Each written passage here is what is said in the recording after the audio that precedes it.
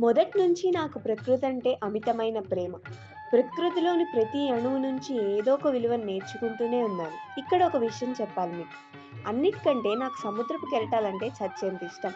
ఉవ్వెత్తున ఎగిసిపడుతూ రెట్టించిన ఉత్సాహంతో పైకి లేస్తూ ఓటమి ఎరుగని ఆ అలలను చూస్తుంటే అబ్బురం అనిపిస్తుంది.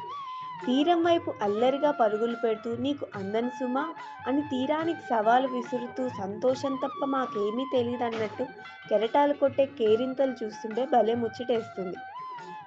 ఆ అలల అల్లరిలో నేను కరిగిపోవాలని వాటి దగ్గరికి అడుగులు వేశాను. ఆ కెరటాలు నన్ను ఒక నేస్తంలా దగ్గర తీసుకున్నప్పుడు ఆనందంతో పరవశించిపోయాను. కరిగిపోయాను. అలవోకగా అలనైపోయాను. అందుకేనేమో నేనొక కెరటంలా ఆలోచిస్తాను.